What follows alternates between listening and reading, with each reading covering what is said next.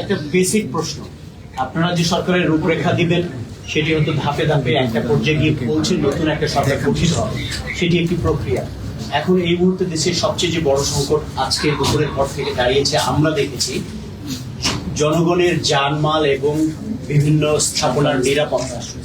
Army যখন থেকে barricade তুলে দিল আপনারা উৎসব করলেন, এরপরে এই উৎসবের মধ্য থেকে আমরা দেখেছি বিভিন্ন অলিগলিতে যারা এক রাজনৈতিক পক্ষ আর এক রাজনৈতিক প্রতিপক্ষ ছিলেন তাদের বাসাবাড়িতে হামলা করছেন, তাদেরকে হত্যা করার জন্য খুঁজে খুঁজে গেছে। আমি বেগুনবাড়িতে দেখেছি। তো এই 15 বছর, আমি একটু প্রশ্নটা শেষ করবো, 15 বছরের বাংলাদেশে যে বড় ক্রাইসিস ছিল, কথায় কথায় বাংলা ছাড়, এই বাংলাদেশে প্রতিপক্ষ, এই বাংলাদেশে গণমাধ্যম, এই বাংলাদেশে কুলিকামার সবাই তো থাকবে। তো আজকে এই একবেলায় যে চিত্র আমরা দেখলাম যে এক পক্ষকে নিশ্চিহ্ন করে দেওয়ার এক ধরনের প্রতিক্রিয়া চলছে, তো এই ব্যাপারে আপনাদের বার্তা কি থাকবে? ব্যাপক ভ্যান্ডালিজম, প্রাণহানি ঘটার আশঙ্কা আছে। তো এই জন্য এটা জানমালের নিরাপত্তা নিশ্চিতের জন্য সেনাবাহিনী মাঠ ছেড়ে আসবে। তাহলে আগামী কয়েকদিন সরকার ফর্ম হওয়ার আগে এই প্রশাসনিক মাঠে নিরাপত্তার সদস্য হিসেবে কারা থাকবে? আপনারা কি সেনাবাহিনীকে আহ্বান জানাবেন বা কোনো বাহিনীকে আহ্বান জানাবেন জানমালের নিরাপত্তায় যেন কোনো বাহিনী মাঠে থাকে? লুটপাটও হচ্ছে, সে বিষয়ে আপনাদেরকে একটু স্মরণ করিয়ে দিতে চাই যে আজকে সকালেও কিন্তু আমাদেরকে গুলি করা হয়েছে, আমাদের উপর গুলি চালানো হয়েছে এবং আওয়ামী সন্ত্রাসীরা এই গুলি চালিয়েছে।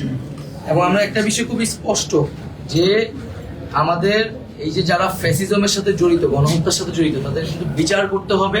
কিন্তু এই বিচারটি কোনো ধরনের আমরা নিজেরাই বিচার আইন হাতে তুলে নেব না।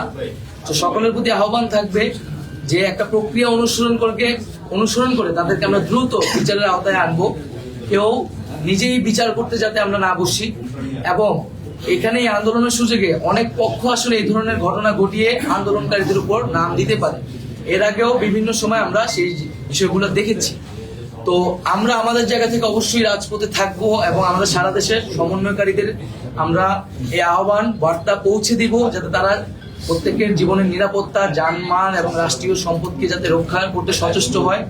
আমাদের দেশের আইন শৃঙ্খলা বাহিনীর বা নিরাপত্তা বাহিনী তারা তাদের জায়গা থেকে অলরেডি সেই মেসেজটি দিয়েছে এবং তাদের সাথে আমাদের আলোচনা হলে এই বিষয়টি আমরা সর্বোচ্চ গুরুত্ব দিয়ে থানাগুলো অ্যাটাক হচ্ছে, তাহলে নিরাপত্তাটা দেবে কি? নিরাপত্তা দেওয়ার আগামী কয়েকদিন বাহিনী নেই,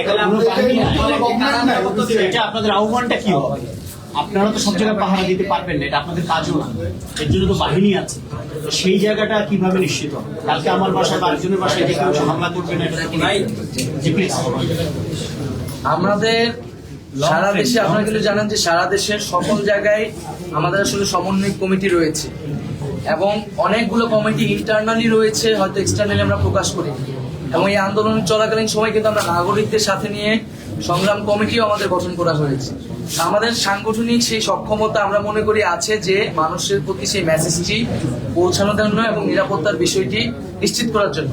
এবং আমরা মনে করি যে মুক্তিকামী ছাত্র জনতা যে কমিটমেন্ট নিয়ে ন্যায় বিচার প্রতিষ্ঠা করার, জীবনের নিরাপত্তা প্রতিষ্ঠা করার কমিটমেন্ট নিয়ে এসেছে, তারা সেই কমিটমেন্টের প্রতি শেষ পর্যন্ত শ্রদ্ধাশীল থাকবে।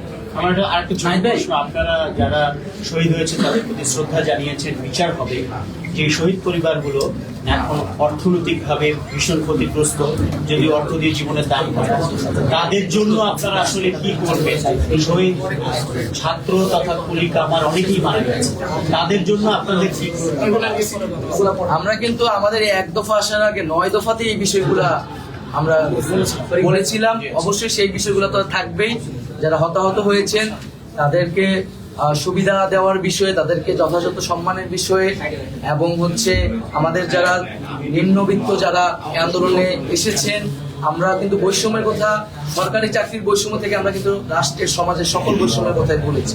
সেই জায়গা থেকে এই সকল বিষয়ে আমরা অন্তর্বর্তীকালীন যে সরকারের রূপরেখা, তার যে নীতিমালা, সেই জায়গায় আমরা স্পষ্টভাবে উল্লেখ করি।